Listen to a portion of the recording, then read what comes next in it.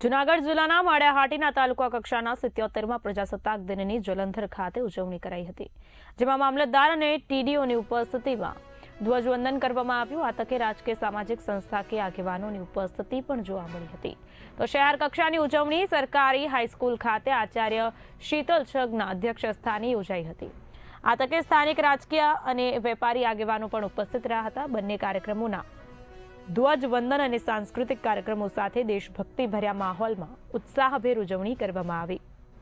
તાલુકામાં શ્રેષ્ઠ શિક્ષક તરીકે અને એસઆરઆઈ તેમજ મેડિકલ સહિત શ્રેષ્ઠ કામગીરી કરનાર કર્મચારીઓનું સન્માન કરવામાં આવ્યું હતું।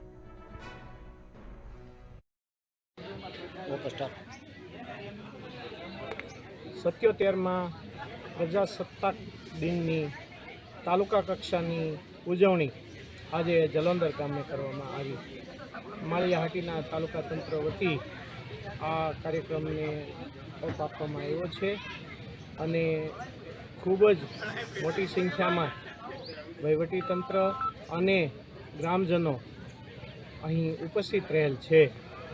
રાષ્ટ્રીય પર્વની આ ઉજવણી આનબાન અને શાંતિ કરવામાં આવી છે।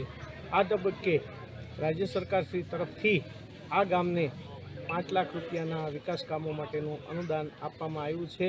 તેના ચેકની રેપ્લિકા પણ અર્પણ કરવામાં આવી છે।